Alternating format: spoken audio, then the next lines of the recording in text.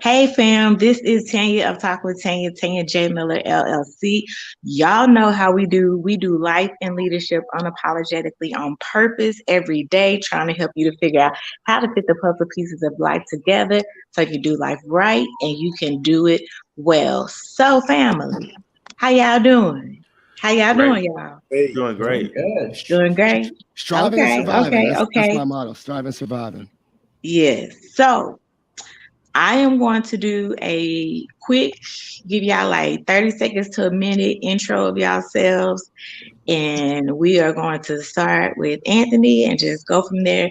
And then we're going to shoot it back to me. And it will not be in order how I ask the question. So just letting you know that now. So throwing it to my brother Anthony. All right, 30-second spiel. My name is Anthony Lockett. I'm a father of three. Me and my wife have been married for about 13 years now. So I got twins that are 9 boys, a little girl who she'll be 6 in about 6 days.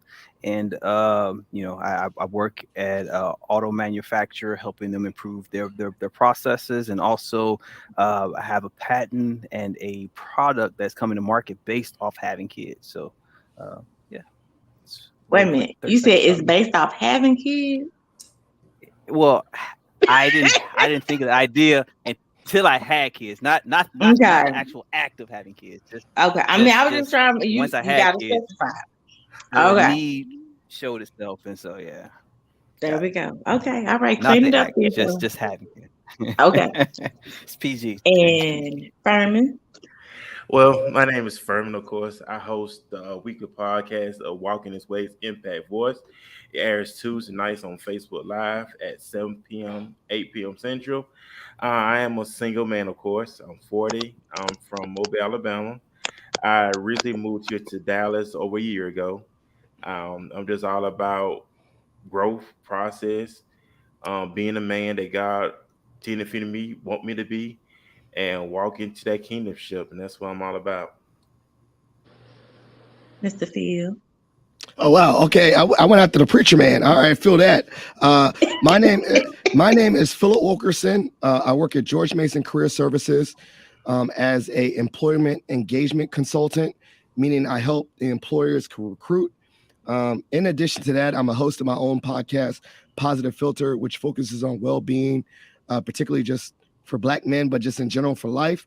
I am a father of 2 boys, and I am married to my wife. Will be 10 years. No, actually, 2022. We're 22. Mm-mm, Yeah, 10, mm-mm, 22. mm-mm. No, 12 years. 12 years now. I became like the pandemic. We had a 10-year anniversary in the pandemic.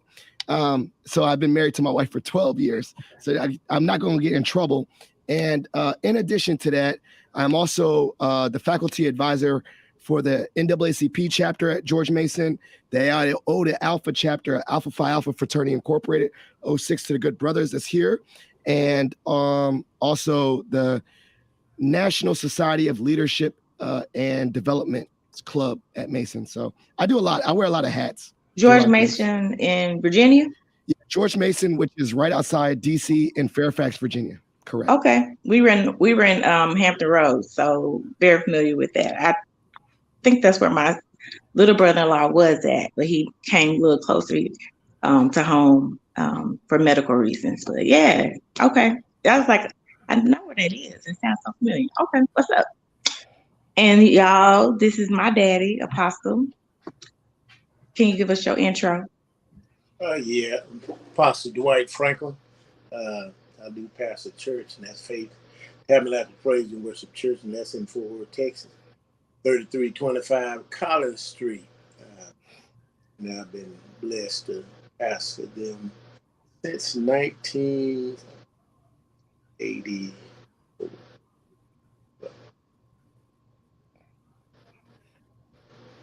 You don't remember? No, Because he it's said not 84. 80.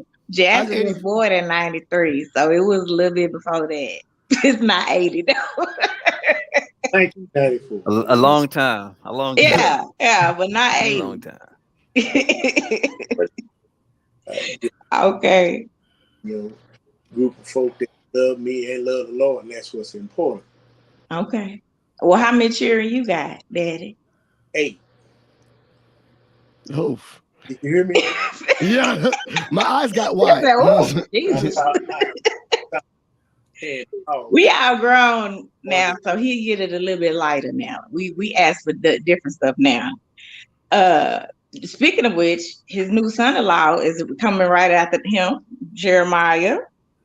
Yeah, so I'm Jeremiah, from Fort Worth, born and raised, and I currently work over at Ray Street Coffee.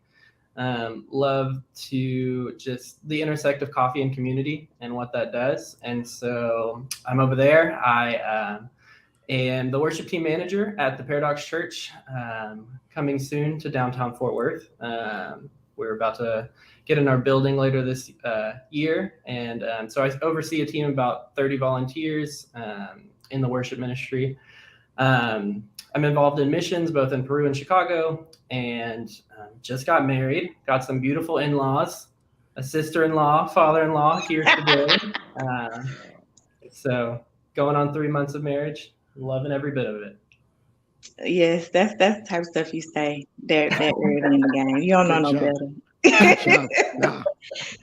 Oh my goodness. So, guys, the topic I told you that we would be talking about was fathers. And the reason I brought that up, yes, we're past Father's Day, but especially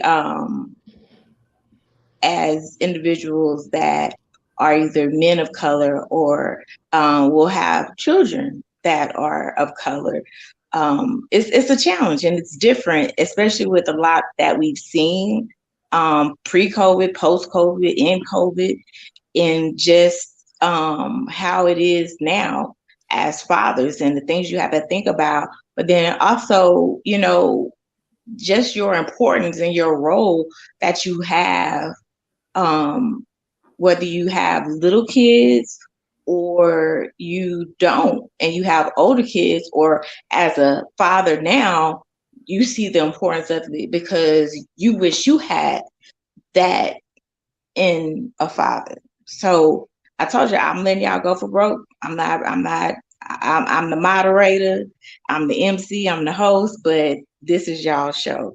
So I am going to take it and go first to let it start off with my daddy. And what are your thoughts on what I said? What are your thoughts on fathers, the roles now, expectations, the importance of them? Just give us your input. And 5 minutes, how it goes is 5 minutes, each person talks. And then 5 minutes, anybody that wants to add to that, you guys can add or comment for 5 minutes, and then we move to the next person. So, Hostel, aka Daddy, what you got for us? Well, talk a little louder too for me because you're a little bit further away from your mic. Can you hear me? Yeah, just talk a little louder. Okay. To be a dad, father, for me, it was a complicated role. And when I say complicated, because as far as having training that I didn't have, how to be a dad. And when I said I didn't have the training, I didn't have a father in my life, for my upbringing. I had big brothers, and brothers that put me too, put something on me, did not spare the rod. So, but as far as having a dad, somebody to instruct me to do this, do that, or don't do this, don't do that, I didn't have that. And that accumulation of learning, it came basically after me and my present wife married. And probably more so even when we were dating, she instructed me, and I'm not ashamed to say that, men have a problem listening sometimes. I'm just speaking about me and probably not everybody in general, but I have a problem with listening. And I kind of wanted to do my own thing, but I had rules laid down for me that,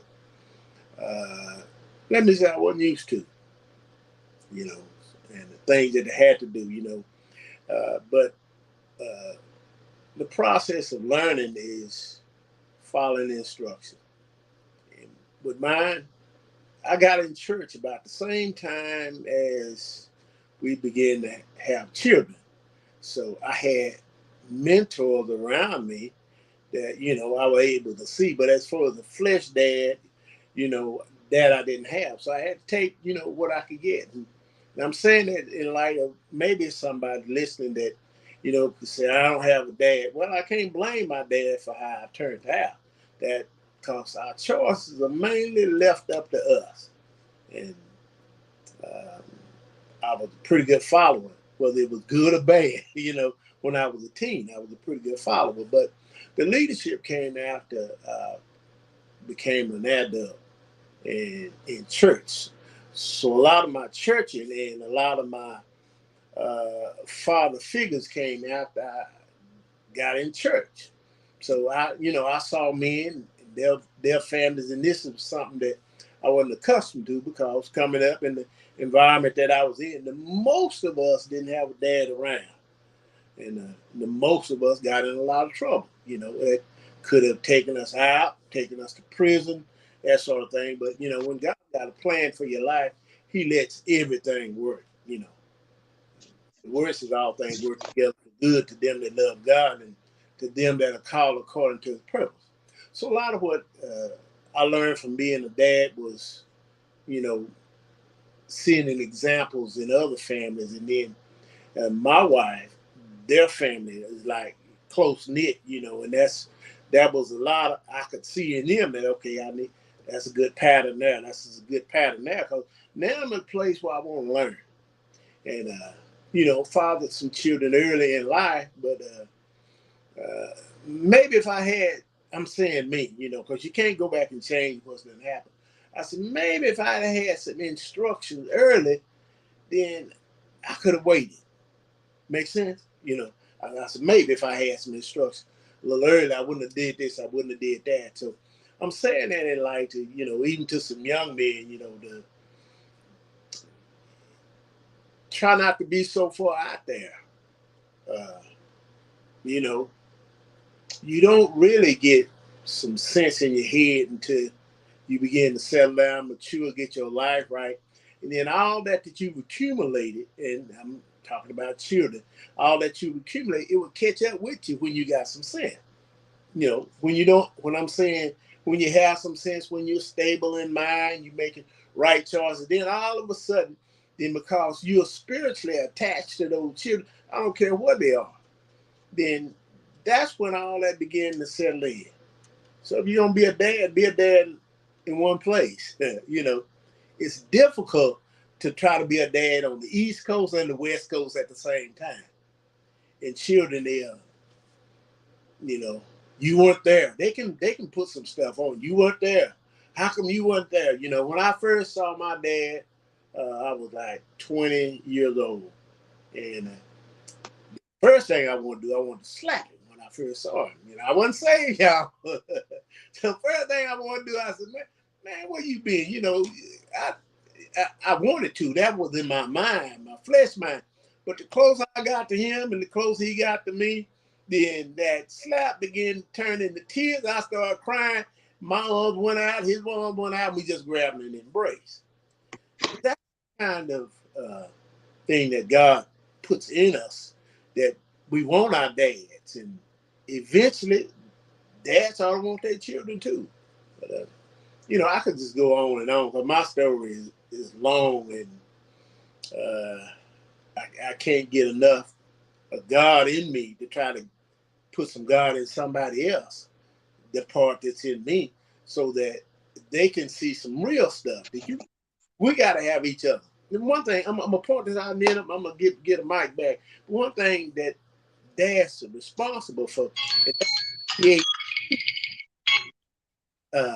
training them up so that each one of them can assume some responsibility as they grow up. I'm gonna stop there. Is that okay, Tanya? Absolutely, absolutely. And just the caveat so y'all can know, I have 4 older brothers and sisters that my dad had before my mom, and therefore, and so when he was saying what she would have known before, that was, is that what you were saying? Some of the things you would have known beforehand, you would have applied it with those 4? Yeah. Okay. So, did anybody want to ask him anything or add to some of what he was saying? Y'all got 5 minutes. Anybody can go. And You said ask him or just talk and follow up? Yeah, just talk. Well, I was about to say, I had a very active father in my life, and I was, as I discovered, I've been setting a standard of what fatherhood was or leadership was to my father. My father was a 30-year Army colonel, so 30 years in the military, retired colonel, and I thought manhood and responsibility and career was my father. He was my benchmark, and he was very strict, but he also had all the great attributes of a man, like loyal and honest and reliable. And then as I grew up, I realized that while I respect and take a lot, I can also adapt and make it my own. So I am no less a good father or no less a good man or a good professional if I do things differently than my father, but with still the core values that my father still in place. So, I do a lot of things different. My dad was a Q. I'm an Alpha. My dad went to VMI. I went to JMU, and I was like, I thought earlier I was making conscious decisions just to be be opposite of him. But then I realized that, like, even when I tried to be as opposite as I could, the mannerisms, the behaviors, the core values that he taught me, both very blatantly or just by watching and seeing, they still came on me. So what I mean by that is, like, I catch myself talking like him. I catch myself having the same mannerisms. And so to the gentleman, to your father, I understand, like, the importance of fatherhood being, it doesn't always have to be like telling you what to do as a father. Sometimes it's just watching and observing and behaviors being cyclical.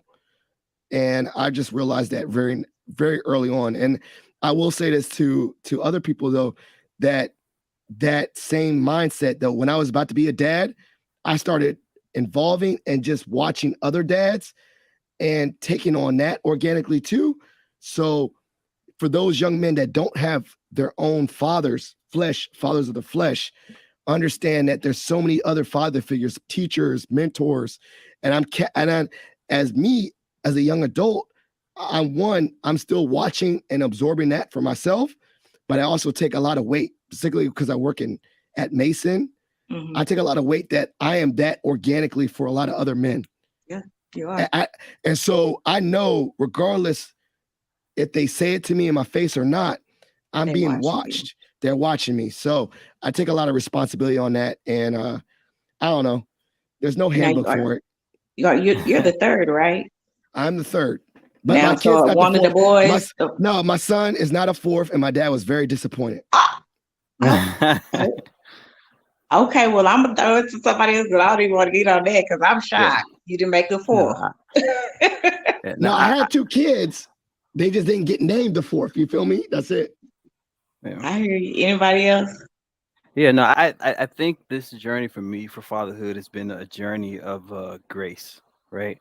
I had a stepfather, but he came into my life probably when I was in high school. So once you get into high school, you if you haven't had a dad, you feel like you've been in that, you're the man of the house, right? And so having especially two boys first, they showed me all the things that I love about myself and all the things I hate about myself, right? And so understanding how to interact with that, because like to what Phil said, they're gonna imitate me 100%, like it, love it or not. Like the things that I hate, I was like, you did that as a kid.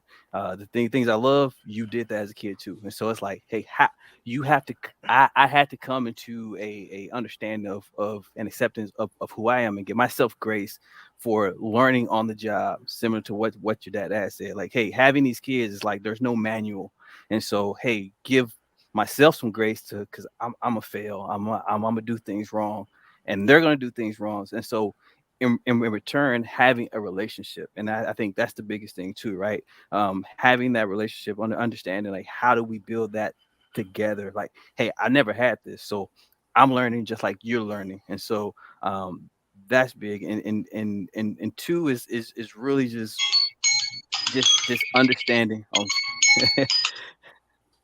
and just understanding, like, I can't put my negative trauma and expect them to act out of that, right? So that's one of the hardest things, right? Because growing up, you understand how to take it and roll with the punches.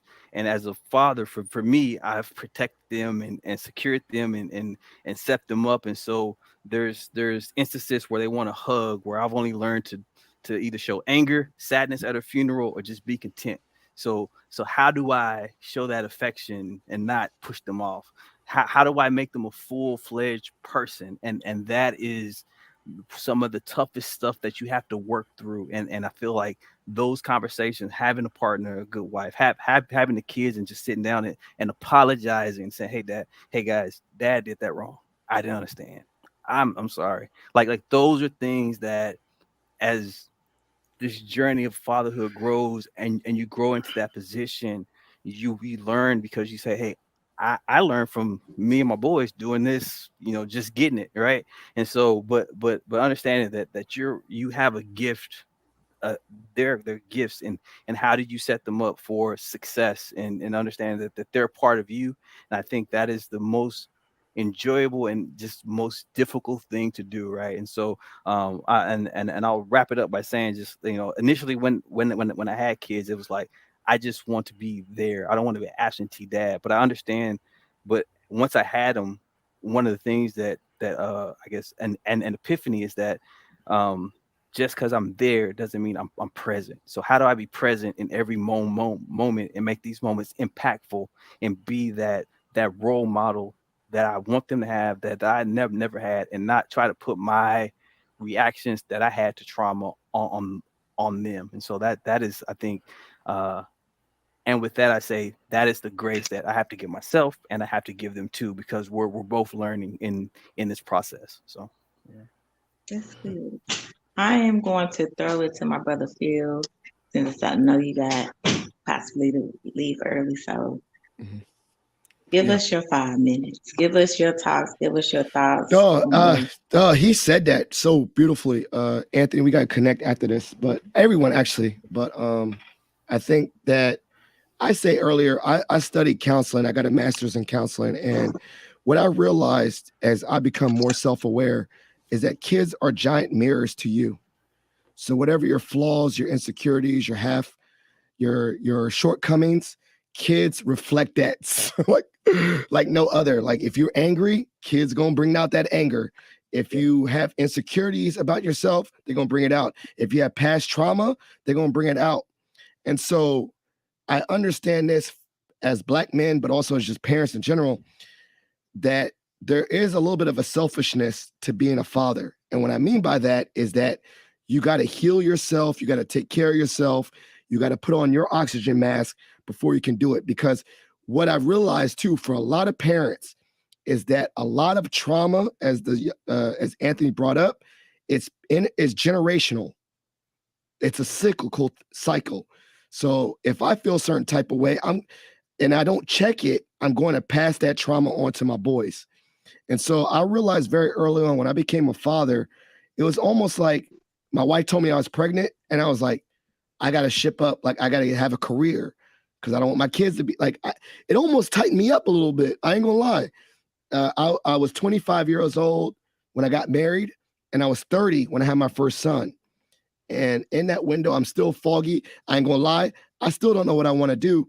But the kids, as soon as my wife was like, you're a father, and then we're gonna have another kid, it started tightening me up. It was like, yo, I gotta start working on myself. I gotta start getting myself right. I gotta also make sure I'm healthy to stay along longer. And so kids were a giant mirror to the shortcomings that I have. And it's not easy. That is not an easy process. There's so many times I get so mad at my kids, and then I look at them like, they're mini me's. Like, they're mini me's. My boys are I got 2 half clones. Half clones, as in they got a little bit of their mom in them, but when they get rowdy and ratchet, all that, I think that's my side. You know what I'm saying? I say we got a little thing we call hashtag prayers for Maggie. Nothing's wrong. She just stuck with all three of us. You know what I'm saying? And so with that being said, I had to be fully aware. And I think Anthony brought up a very good point. Fatherhood, as you become a father, you're not going to be perfect. You got to give yourself grace. But at the same time, I think that being a father is a really great opportunity for you to reach your full potential, because when you do, you realize that you're not just doing it for yourself no more. You're doing it for a whole nother lineage and generation after you. And that's a big responsibility. But I understand that now. Like, I'm going to set up my kids. The better I do, the better they're set up. The better my name is and my legacy is, the better their name is. They're going to always be like, oh, my name is Bennett Wilkerson. Oh, you're Philip Wilkerson's boy. It's already attached. They're attached to me.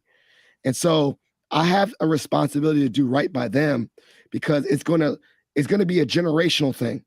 Mm-hmm. It's going to pass down to them. And I think for my 5 minutes, that's it. You know, let me ask you this, Phil, before I give it to someone else.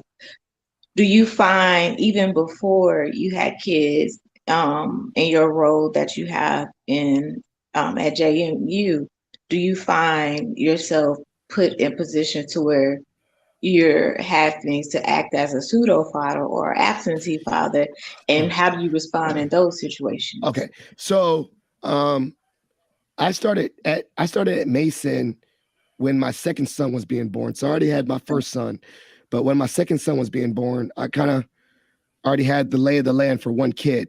But I will say this: I do take a lot of responsibility.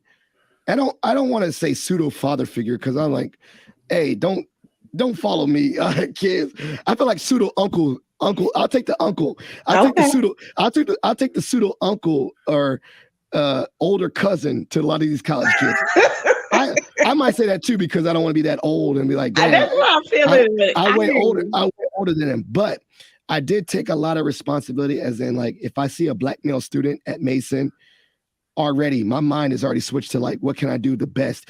And no shade, I treat everyone equally, but I do go a little bit above and beyond for my black males at Mason, because I feel like they're my little brothers or my little nephews, especially my young boys, the Iota Alpha brothers, or Alpha brothers, the young brothers. But I definitely say, like, and, you know, to young black women too, because, you know, I know a few black women are you know, I'm a older brother, father figure to the black female students as well. I take a lot of responsibility in that, and I definitely know that my actions carry weight, my support carries weight. I want to make sure it's more like a mentorship aspect. Mm-hmm. And I take that very seriously. And I don't know. I don't think no young black males ever say, yo, Phil, you like a father figure to me. But they have said, they have donned me a mentor. They put that label on me. Gotcha. Or they put on mentorship, or like someone that looks out for them. They put that on me. They put that responsibility on me. They actually call me out. They've actually said that, like, I remember, and I'll tell a short story. So here's my short story real quick, and then I got to go real quick. So I'll jump off, and I love this discussion. I love to follow up. So I remember early on, summer 2019, I was just hanging out, and I got an email that says this high-ranking person at Mason is leaving. I was like, that has nothing to do with me. But right afterwards, I got two emails. I got one for the alphas that said, hey, Philip, this guy was our faculty advisor. We need you to be our faculty advisor. I said, got you. That's it. Then I got another email from two young women, Dominique Dowling and Shelby Adams. And they said, Philip, the same gentleman that was the advisor for the alphas, he was the advisor for the NAACP. Your name was brought up to us by the director of the diversity office as someone that supports black students. Would you be open to meeting with us? And I was like, all right. Honestly, I'd be totally transparent. I didn't know anything really about the NAACP on a local level. I just thought about Al Sharpton on TV, all that, like doing advocacy. I didn't know, but I said, yo, come to my office. So these two young men come to my office. They are rising sophomores. So they were freshmen. And he said, we became the president and vice president of this club as freshmen. If we don't have a faculty advisor into the coming fall, we will get disbanded because we're not, you have to have an adult sign off on stuff. Mm-hmm. And I was like, all right, well, where y'all from? She's like, I'm from Northern Virginia. I said, what high school you go to? This Shelby. She said, I went to South County High School. I said, okay, that's down the street from my high school where I grew up. I said, do you know my friend Harry Wilkes? She said, yeah, I know him. And I was like, all right, the end. I will support you. I was whatever. And I will say this, and similar to the kids that I have, they went on, and all I do is support them. I'm on the sidelines. They went on to be the SGA president of the whole university. They went on to get internships, work for the ASLU, get scholarships, work for the governor. Just took off. Just took off. I didn't do nothing. I just was there. I was present, like Anthony said. But this is the part where I know that just being around as a present. Shelby was meeting with the president on a webinar to all the university. And they were like, President Washington was like, is there anyone you want to shout out? Is there anyone that was really supportive of you? And she said my name. I didn't do nothing. All I was supporting. And so what I want to say is the unintentional impact of that label of mentor, or big brother, or uncle, or cousin means the world. For you, it might be, I'm just signing off papers. I'm just helping them so they don't get disbanded as a club. To them, it could be the world. And so I really use that day to day. Like, I don't minimize it. I still joke. I still am that uncle on campus, but I understand that as I navigate spaces, there's spaces where just being myself and being my authentic self with honesty, loyalty, compassion, kindness is just being watched. Is being watched, and I don't take that for granted. And I just realize that just do the best I can day to day. I will make mistakes. Like, I make mistakes. I apologize to my students. I apologize to my kids. But at the same time, if I show up in my full self and apologize or just try the best I can, I do believe I'm making a world of difference. And that's very empowering. That makes me feel really good about being a father, because I know that, like similar to my dad or my father-in-law that I live with, just being around and trying, presence, it will make a difference in the long run. And I might not see it, but I know it. Now I know it. I see it on the other side. I see it with other examples, but I see it. And that's important. Definitely. I know you say you got to hop off, so I definitely appreciate you for being on, and we'll shout you out for sure at the end. Anybody else have anything to add? Anybody? Okay.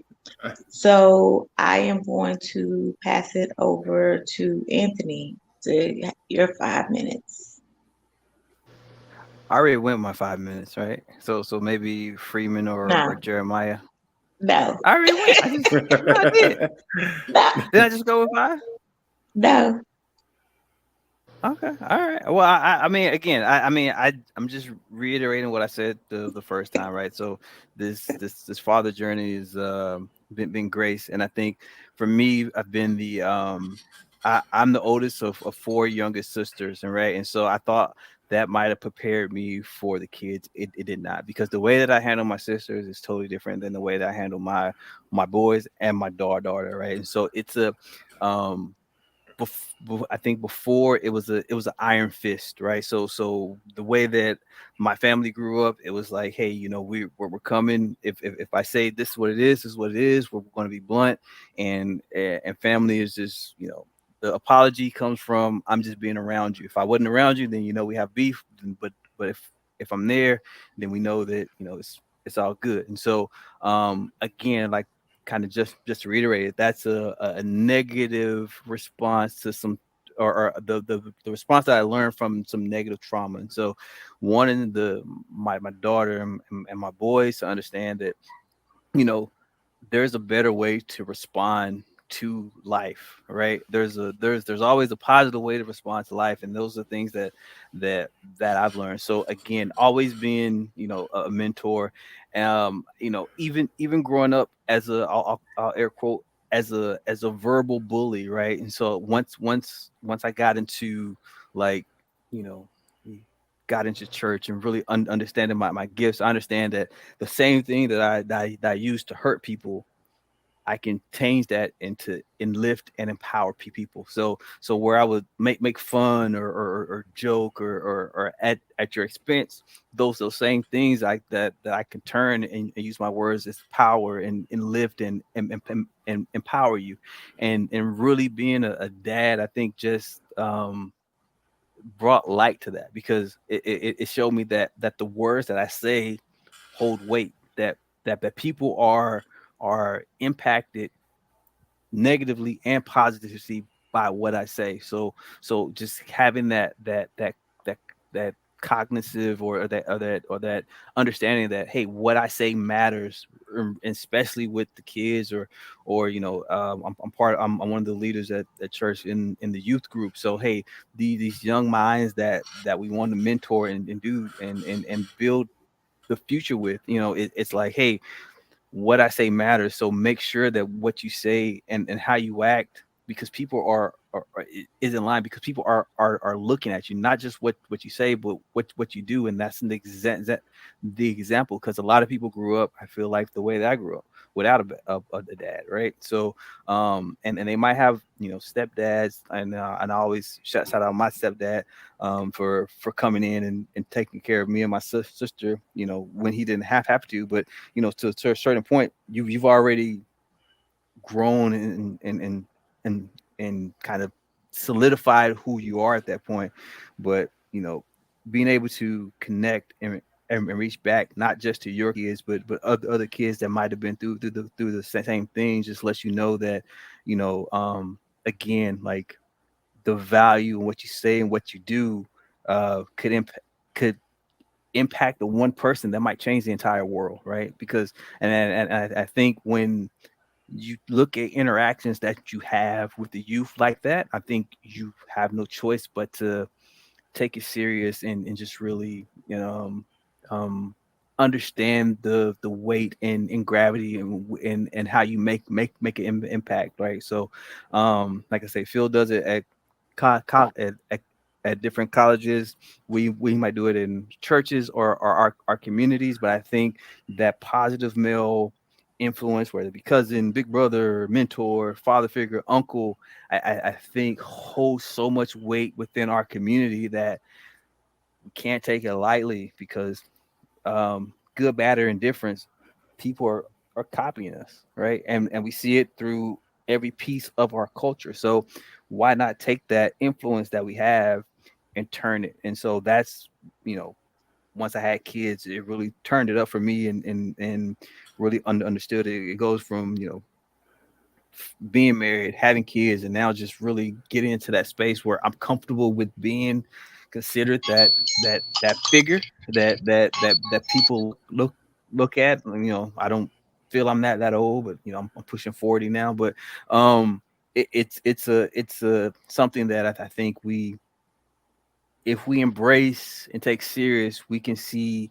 a dramatic positive change for the better. And I think just being that implanted in community, whatever community that is, I think just being planted there, I think just us as men and being that figure brings, you know, so much great fruit. So yeah. Yeah, and I have to applaud Anthony, one, for him serving and working with the youth. It's an inside story, but I have to publicly applaud him because I didn't see that coming. But then I also want to share with you guys about a group of friends, and it's not even a group, it's like a bunch of them. But that him and my husband grew up with. They went on and have created an organization called Community Frontline, and it serves the east side of Fort Worth. and that's in Texas. In case you're watching and you're not familiar with Texas, and they serve in sometimes those aspects of a role model, a mentor, a community leader, a representative, a school board superintendent, various different roles in the community. And then whatever knowledge they don't have, they work to bring that knowledge to the organization as well, for people that are not just, if they're not a part of the organization, not, but they want the knowledge to even just come here and receive. And so to even just see these men, and like I said, now Anthony and even my husband, to see them 20 years later and what God has done through them is amazing, because I ain't seen none of this when I first met them, y'all. I didn't see it. That's all I'm gonna say. But they held tight and they've stuck with each other, good, bad, or indifferent, through all of life journeys that they've had. And if one calls, it's something like they dropping it and they're trying to be there to support. And it's not that often that you see friends from high school or even middle school, some of them, that are still connected and still willing to support each other in multiple ways. And they do that. And so I applaud the Community Frontline organization for what they do for the East Side of Fort Worth, what they do for men, fathers, women, daughters, and the community at large. So wanted to say that as well. Does anybody have something they want to ask Anthony or to add on to what he shared? Don't be afraid, y'all. Come on, Freeman. Jeremiah, I want to hear something. Yeah, I'm like, y'all being nervous. Come on, fellas. And I'm just sitting here just listening to everything and soaking everything up. But I'm just glad this is on point on tonight, especially in this season that we're in, the time that we're in, that God is reviving men. No, He's reviving the men now, that men are getting into their rightful place, men coming to their identity, men learn how to be men. And some interesting points came up from Apostle Franklin, from which you didn't know then until you know now, and how you would do things over again. That was deep. That takes a man to admit that, because a lot of guys, we thought we did right. We started off on the wrong foot, and then as we get older and wiser, we realize, okay, I would never did put myself in that position again. But just the man's a man. That's what I'm just excited about, the responsibility that we have. My dad was always in my life. Of course, I'm named after my dad. So it's like when you name after your father, it's more responsible. It's much required on you. And just our last name, the legacy, our bloodline is very important to me. Knowing who I am as a man and not trying to identify myself when it comes to a woman or things of that nature. And when it comes to our kids, especially our young boys, we know that our young boys, I'm not a father at all, but I know our young men do need us. I work within the facility where I see a lot of young men being incarcerated. A lot of these young men come from fatherless homes. A lot of these young men are looking at the rest of their life in prison. We have to stop that, prevent that, because a lot of these because what happened, a generation is being cut off. And that's something that we have to prevent. We have to get the homes back together, especially those that are married, those who are fathers, restoring the home. And that's the most important thing, restoring the homes. Okay. Anybody else? Well, I'm going to throw it to Jeremiah, and let's hear your heart on the matter. All right. Well, no kids, just recently married. So, but I do have a dad, so I can talk about that relationship a little bit. And I think the two things that the Lord has shown me in mine and my dad's relationship, and just what I strive to be when I am a dad eventually, is being present and then being honest. So I first want to say I love my dad. He is a great man. So Dad, if you're watching, I love you. But he wasn't a perfect man. He wasn't a perfect dad. And so, yeah, just he, by the time he was my age, had 3 kids already, was about to go through a divorce, got remarried quickly to a woman who had 3 other kids. And so I grew up in a house. By the time I was 4 years old, I had 5 siblings in the house. My dad was in the military, so he was gone quite a bit. He did a deployment in Iraq, then was stationed in Austin, so he'd only come home on the weekends. And then after that was primarily stationed in Waco and didn't get to come home a lot. So I think through that, he took a lot of pride in being the provider, which I greatly appreciate. Like, we had food to eat and a roof over our heads. So for that, I'm grateful. But I think in the overemphasis on being a provider, he forgot about being present. On the weekends that he was home, he was always filling his time, doing other stuff. And so I definitely grew up lacking like a present father. And so for a while, I just really resented him for that. And now that I'm older, I look back and I'm like, the guy was probably just doing the best he could with what he had. There's so much grace to be given. But I just remember the birthdays he couldn't come to because he was somewhere else, or the events, the family events that he couldn't be at. And just really missed that presence. And even like as I was walking with the Lord, just the times that he wasn't there. And then I think about the times that he was there, that he decided to be present, and how those were just like really impactful times in our relationship. And then the second thing I think is, like I said, honesty. So my dad has struggled with different things throughout his life, but he hid a lot of that from the family and from his kids. And with me already having some resentment for my dad, him hiding certain things as a means to kind of protect us from that,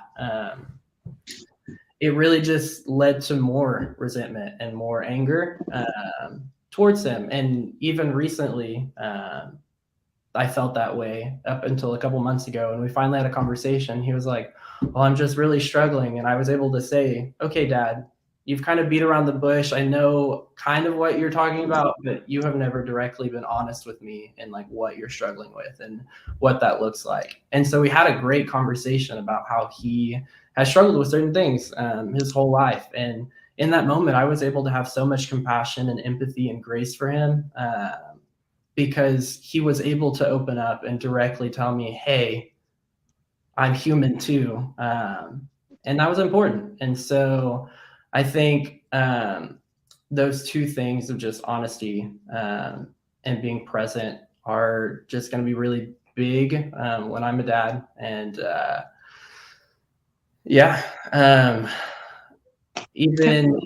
even in situations, I served a summer in Southside Chicago. I ran a summer program for ages 5 through 12.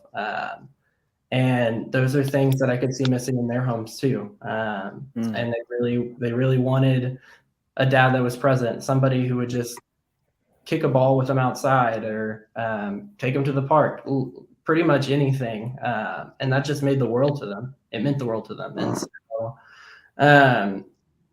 just kind of echoing what's already been said, but being a present dad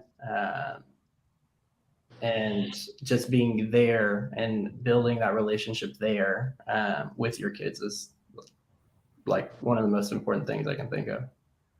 Can I ask you something? Yeah. Do you think it's two things? One, do you think that he was able to share with you because you're older now and may be able to understand? And then 2, do you think you would have understand if he would have told you when you were younger? I think yes. I still think the conversation could have happened earlier, but I do think as a means of like protecting us while we were kids from the different things that he held off on that conversation. And I can definitely understand that as like a teenager or a toddler or whatever. But as I started to enter into adulthood, those conversations still never happened until I think they were good intended at first, and then kind of as I got older became a crutch of like, okay, I still want to hide this from him. I still want to protect him from this, or protect. But I think as I started getting older, that conversation could have happened, and I could have met him with grace in that moment. But I do think at some point earlier on, I would not have been able to understand what he was talking about or empathize or have compassion on that. Anthony and Daddy, I don't call him Dad. Let me tell him what I call him. Would you all have been able to have a conversation? Well, yeah. Let me just ask Daddy. Okay, so Daddy, you have kids now that are all grown. If there was some things you were challenged with, do you think you would? It's easier to talk to us now versus it was when we were growing up.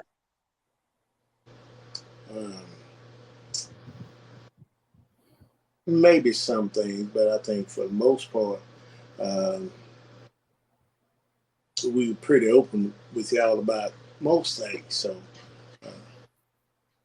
You were, and that was why I was asking, because and it surprises most people. One, with them being in ministry, having their own church, a lot of people assume that we really, this shelter life, and they kept, they didn't tell us things or just all this type of stuff. And for the most part, as a child, I can tell you what they modeled for us is what they didn't receive. They modeled for us in of what they both said they didn't have, which was present fathers in the home, active in being a head and a covering. And so they modeled that in their way of raising us because they didn't want us to have to live through what they lived through. They wanted us to start and have better. And so that was what they did. So was it an easy process? No. Oh my God, no. But it was the journey that they did to be as gracious as they could. So Anthony, now my question to you, given what Jeremiah shared, if there were some things that you felt you were dealing with, do you think you could share them with them now, or you would want to wait until they're older? I tried. Well, so I mean, Tan, you know me. I talk to my kids like they're 30 years old already, right? I don't give them any kind of slack, right? But I try to articulate at their level kind of just where I'm at, right? So if it's, hey guys, there's responsibility that I have that I'm don't want to do anymore, right? Hey, we got dogs, we got this, and I got to work. I need help. So if I'm frustrated, it's because there's a lot of stuff. So I try to be more transparent to it now and have these conversations. So even my wife, right? So at night she'll talk to them and we try to have these conversations at a 9-year-old or 5-year-old level. So as they go up, we can continue to have these conversations as they understand more. So teaching them about money. Hey guys, hey, we can't just throw food in the trash because look, remember when we did this money game? This is what it is. And daddy has to work all the time. So we can't do this, right? So it's a I think wanted to start out early because I think somebody said it earlier. I think Phil said it before he dropped. Your kids are noticing what's going on regardless if you're saying it or not. And so let's go ahead and have the conversation. Like if there's fights in the house about money, if there's fights in the house about infidelity, if there's fights in the house regardless about anything, the kids are already picking up on your mood, the fight. They can hear it. So let's talk about it, because I'll just speak from my experience. Shutting everything out, you become cold, you build up walls, you don't have that grace, you don't have that empathy for what's happening, because it I don't necessarily know where it comes from, but it builds up as the kid looking at it, say, hey dad, why weren't you here? And when they have an answer, that's not a good answer, right? Or because there was never that relationship built. So for me, what I try to do, again, when I talk about being present, or apologizing, or just getting out of my comfort zone, or my muscle memory of just saying, you know what, I'll just put up this wall and just go. All right, hey fellas, look, man, daddy's apologize. I've been a little bit more on the edge today. I understand this is what happened from and again, try to break it down in a 9 and a 5-year-old perspective. Tomorrow I'll have a better day. I want you to have a better day.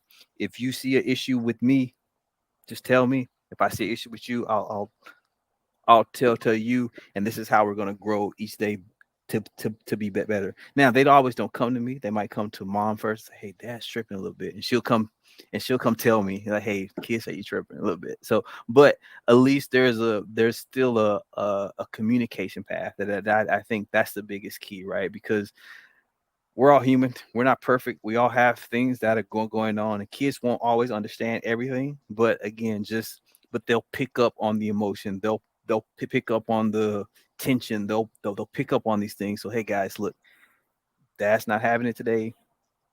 Sorry, mommy's having a rough day today. Sorry, we'll be better tomorrow. But this, and again, I think the biggest thing for me has been being vulnerable, because again, growing up, we didn't really do hugs. We didn't really talk about it. We just kind of pushed through it. And so being able to say, hey, I'm struggling with something, right? You might not fully understand the struggle, but you understand what it means to have difficulty in something, right? So one of my kids had like speech impediment. One that does this. So they understand the struggle. So I tie that back to kind of what they've been through. And they're like, yeah, I understand. Yeah. So just being able to have those conversations, like Jeremiah said, hey, he would love to have those earlier. And so what I'm trying to do is have them earlier, so when we get older, they it's easy, right? It's not pulling teeth. And so um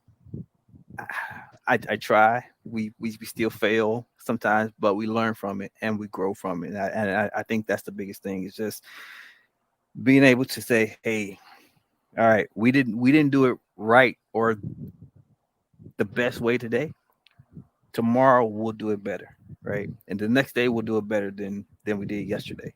And just keeping down that path. And I think that is one of the things that is a focus, because again, not having that communication, or not having that openness or relationship. I see it just not in my immediate family, but I see it with cousins and different people in the family. We all kind of handle it the same way. It's not healthy, right?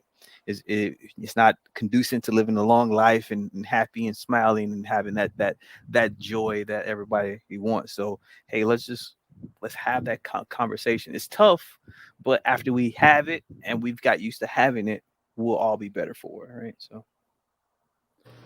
Gotcha. Yeah, because that's what I was about to say. The question I was going to ask, well, how comfortable are you guys as adult men with asking for what you need from the father or father figures in your lives? Like, are you comfortable with asking for it? Are you comfortable with saying what you need if you're not getting it? How does that happen for you? So you don't have to answer if you don't want to, but that was the question I was going to have, because the other piece of it is not just having kids, but you as a son or a daughter. How does that feel? How do you get what you need now? And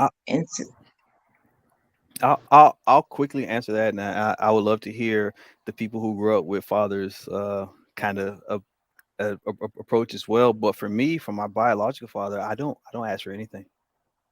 I feel like I've made it through life without him being there. So there's nothing that he can of value that he can give me. And I feel somewhere in me that that's wrong or negative, but that's just like, it's it's the true kind of thing. So hey, I don't expect anything and I don't ask for anything. And so even asking for, I know Jeremiah talked about his conversation with his dad about being present and those things.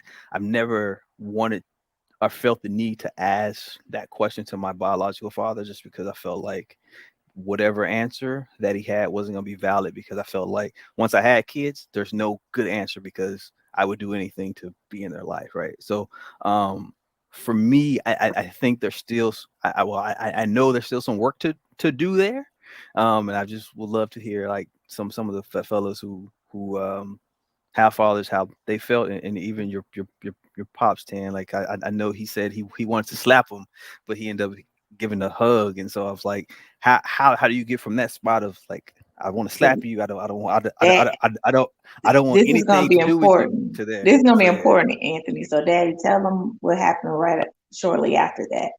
Shortly after that, well, we just talked, and we got lost in each other, and this story. I mean, some of my friends. I used to love race cars. I could race cars for breakfast, lunch, and dinner, and a midnight snack. I love racing just that much. But me and one of my friends had been out racing, driving around, and somebody told me, "Hey man, your daddy looking for you." I said, "You don't know my dad." "Yes, he is. He's looking for you." I thought they were playing jokes, because when you're around other kids and their fathers are in their lives, their fathers show up, then you kind of crave. I wish my dad would come see me. So one day we were out racing and what have you, come back and from racing, and somebody said he had been over to one of my friends' house. I said, "No." And then I went another spot, and they said, "Man, your daddy was over here," just like I just barely missed him. And then I said, "Okay." His mother said, "Boy, if your dad looking for you, best place for you to do is go home and just stay there until he get there." So I'm sitting there prancing and waiting, and finally he show up in a little old ugly car. I said, like,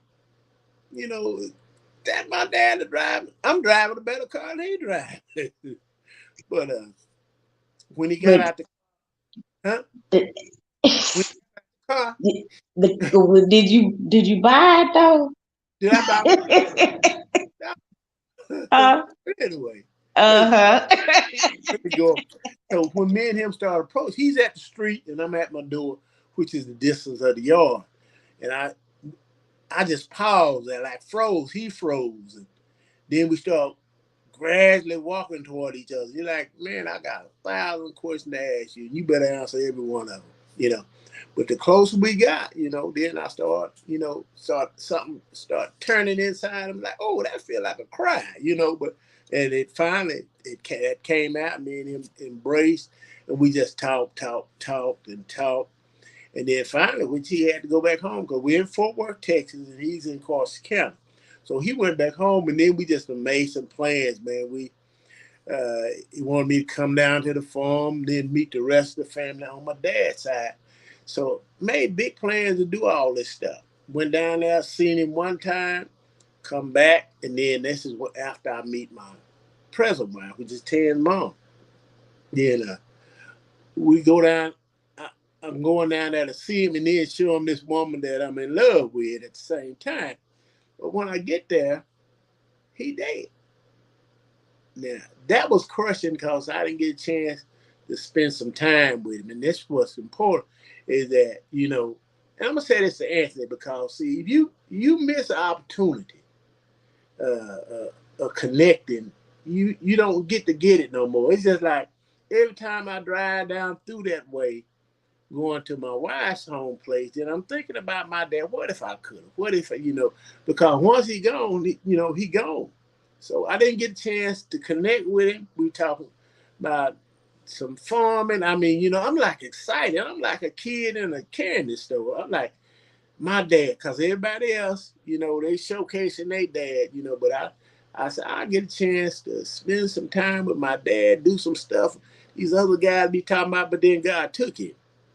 And, you know, if I think about it enough, I would probably cry now. But, you know, it wasn't because of him. It was because of him, because he lied to my mother and told her he was a certain age he wasn't. And mama said, you got to go. So I'm saying this because sometimes mothers hold children back from their fathers. You know, you can't tie up your personal, touchy subject here, but you can't hold back children from their dad, because eventually they're going to want him and they'll act out in certain ways that, you know, a woman can't control. So, you know, the best you can, if a woman's listening to me, let them bond. You know, a mother can be a mother, but she do the best she can, but she can't be that father, because it's a certain thing in that dad that son got to draw from.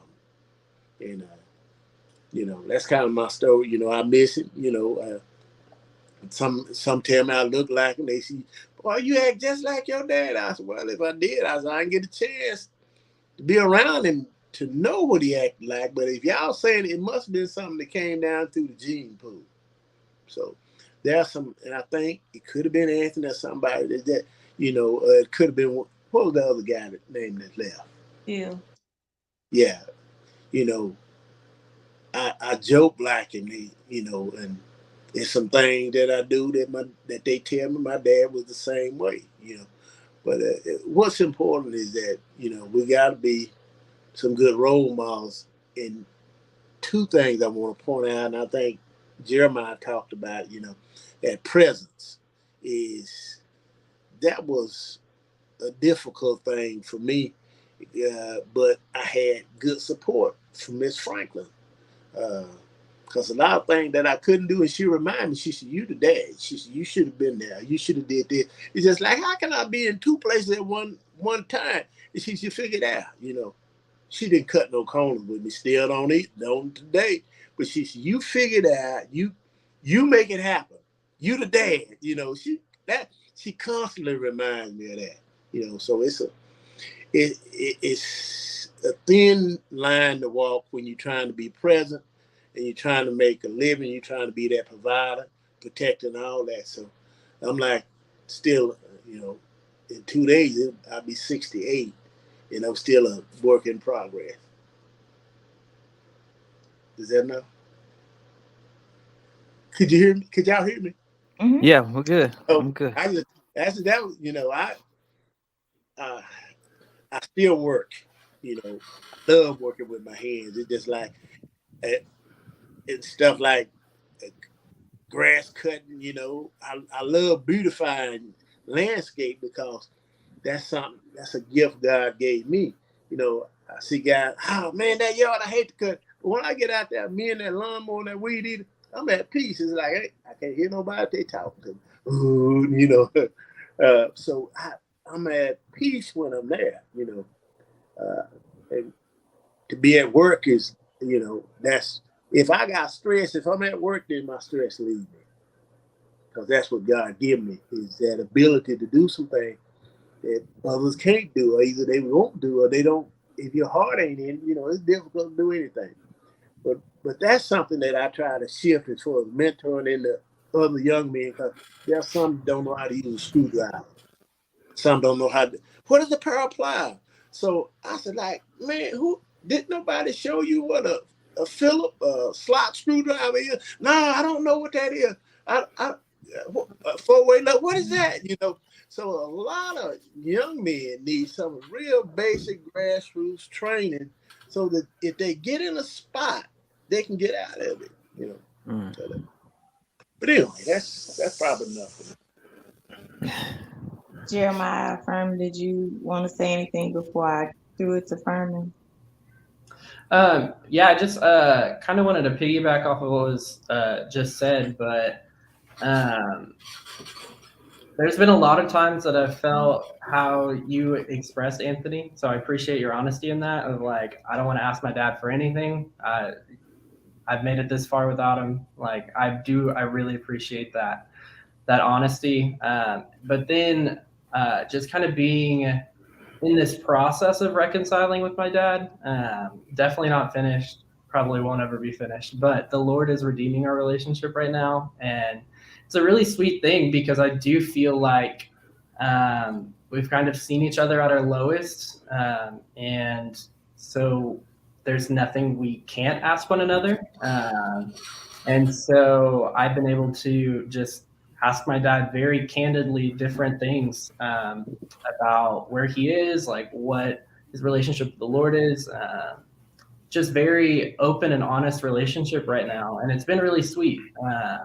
And so I think as the Lord is redeeming our relationship, there is this level of honesty, and even like I can kind of be a kid and ask for what I need. I had to get moved here. My dad helped me move, and so there's just this really sweet thing that's happening in our relationship right now, where I feel like I can kind of be a kid again, and start relying and giving a little bit of trust to Him as the Lord is just repairing and redeeming. Well, on that note, Ferman, we will end it with you, with your response. I know you shared a lot, but with ending it with you and where you want to go with things.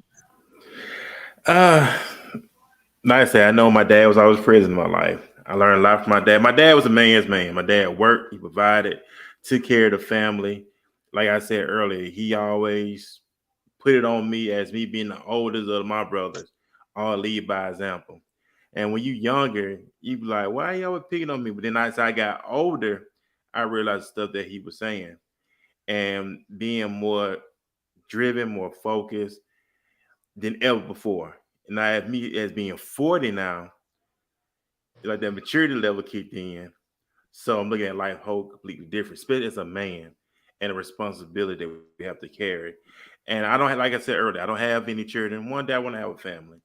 And I know how important that is to be able to have that family structure, especially when a man coming to himself and come to the knowledge of who he is, to be able to be a better example for his family, for his wife, for his children, whomever he come in contact with.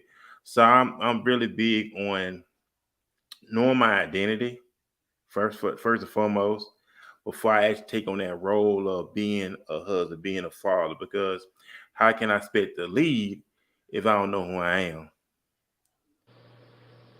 So learning who I am as a man first, and it makes life a whole lot better when I know who I am, to better lead better. If that makes sense on what I'm saying here. Because I know that leadership role as a man is very important. Your identity is important.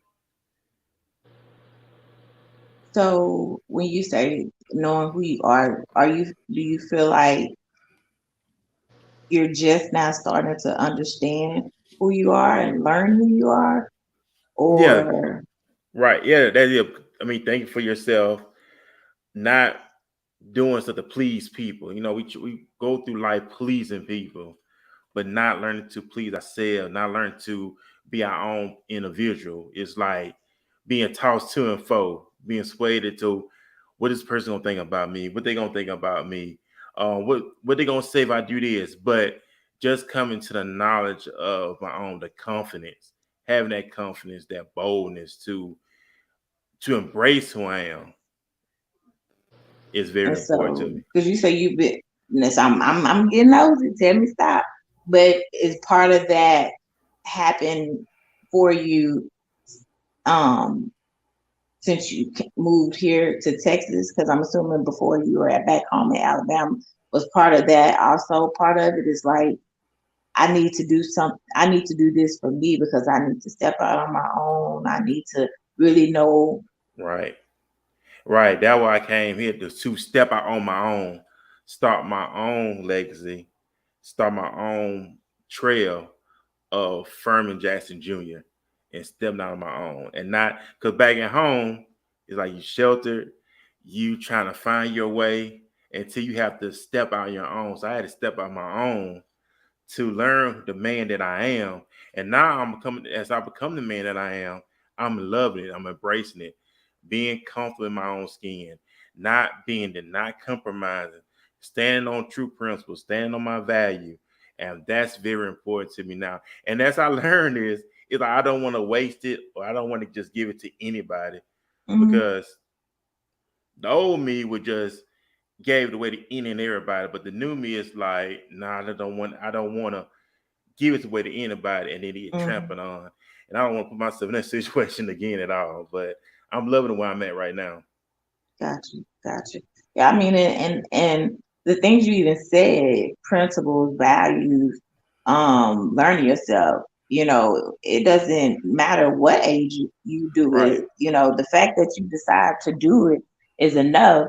And then the fact that you even want to do it before you bring, little people and a wife into the story are even more admirable, because like I think my dad admitted and said he wished he would have known some things before, because maybe if he did, he wouldn't have made some of the choices or decisions he made. And I don't even know your dad, Jeremiah, but he probably could say the same thing as well, your dad and yours as well, Anthony, because their age group and the dynamics that they were faced with, they was literally one generation from segregation. Their parents grew up in segregation, or only could only went to certain schools, or this or that, or whatever, vice versa. And so it's like I always tell people, they only could tell me or teach me what they knew, not my parents, but some people. And the difference of how my parents were, they said, we know we don't know nothing. So because we don't know, we gonna make sure that you find out. And then once you find out, you come back and tell us. Like you come back and you get it all straight, so we can make sure we set it all up good.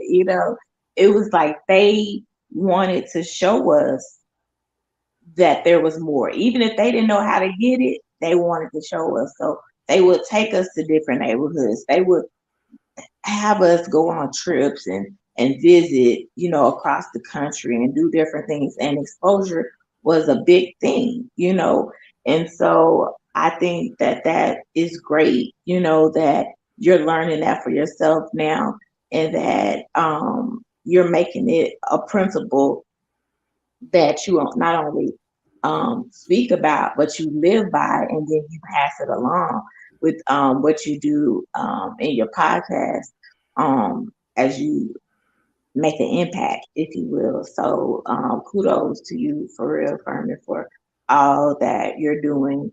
You did mention, though, you said you work out in the community. Well, I work for the you don't sheriff have to tell me department. where, Okay. but what you do. Yeah. Well, I work within. I work for the sheriff department here, and I work for the sheriff department in Dallas County, and I work for the sheriff department back at home in Mobile before I moved here. And like I said, we have a lot of young men are incarcerated, and what's happening? A lot of these young men are looking at prison for the rest of their life. So what happens? A generation gets cut off. So there's no more children being produced, because the majority of the younger guys are getting locked up. So thing what is like the family structure. That's important to me too. Like I said, I don't have a family, but I know the structure of the family is very important. Grabbing hold to these young guys a lot of young guys don't even have a father. A lot of these young men are fatherless. But grabbing hold to these young men, teaching these young men, first of all, teaching them who they are, and teaching them that it's not about a woman. A lot of them think it's all about having a woman. And I see a lot of guys get caught up in that. They give a woman, they lose themselves. They don't know who they are, thinking, okay, that's going to make me. But how can we teach a young man, okay, how to keep your bedroom, how to keep your bed clean? I mean, how to take care of your hygiene. The little basic stuff that the older guys, you teach the young guys, how to keep yourself up, work ethic, get out there, cut the grass, break the yard, that stuff that we grew up on. but we don't see none of that stuff in this generation. It's like social media, trends, instant gratification, and that's it. But we just lost the whole value of everything, but gaining back that landmark of the old way, which the old way is still the best way. And we know that God gave us the foundation. We know God laid the blueprint out for us in His Word to grab hold to that blueprint, to take it and apply it. And also what we learn now to pass it on to the next generation. Because the Bible says a good man leaves his inheritance for his children. And we know that God deal with generations. So this is passing on to the next generation. So I know that when I have kids, I want them to be greater than me. I want them to do far more than I ever did in life. Because that's, as a man, that's what men want. Men want their children to do better than them.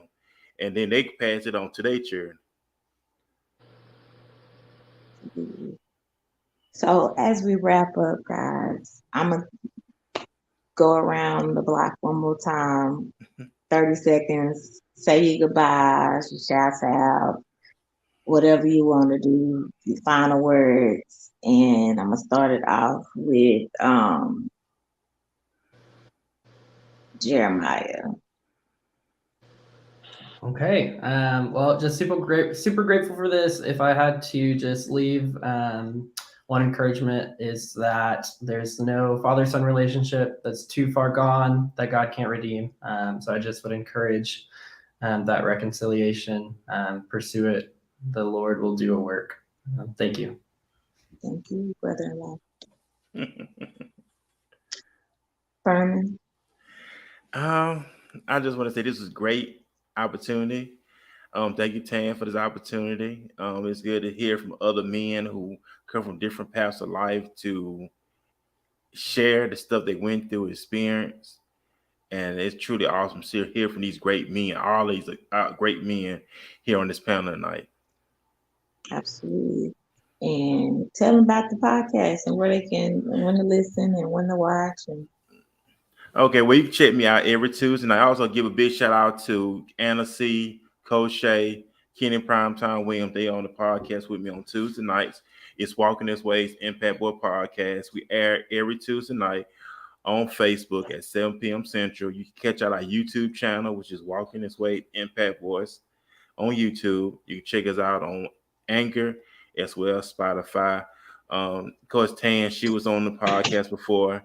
We have a lot of great men and women who are doing the story and everything, and who turned their dreams into reality to inspire other people to utilize their gifts and bring their dreams into reality. So that's what we're all about on the podcast. Anthony.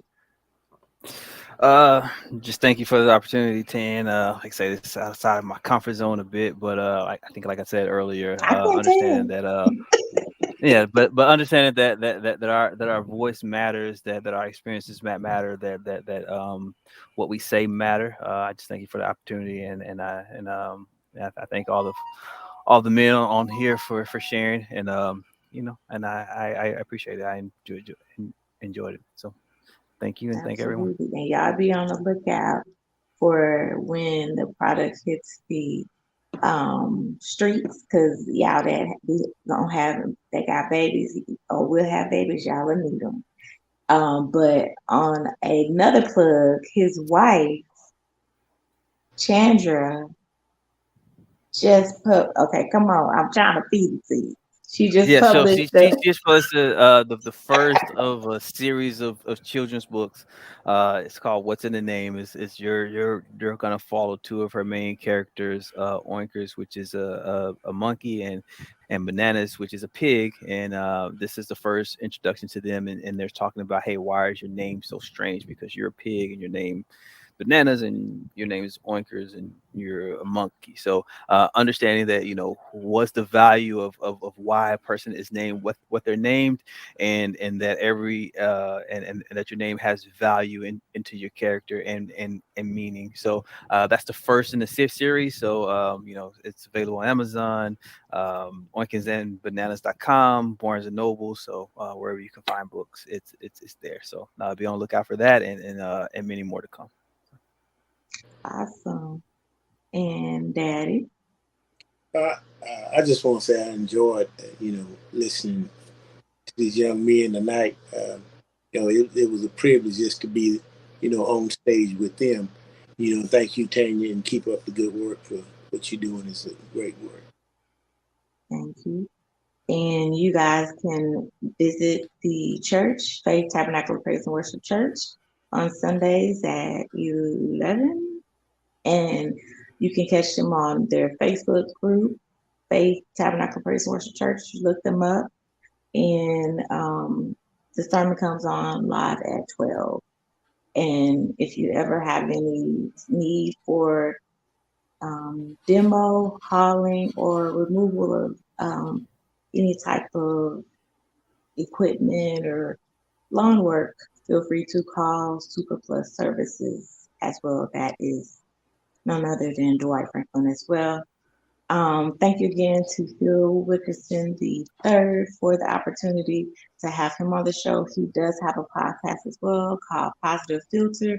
Check him out as well. I believe I tagged him in some of the posts.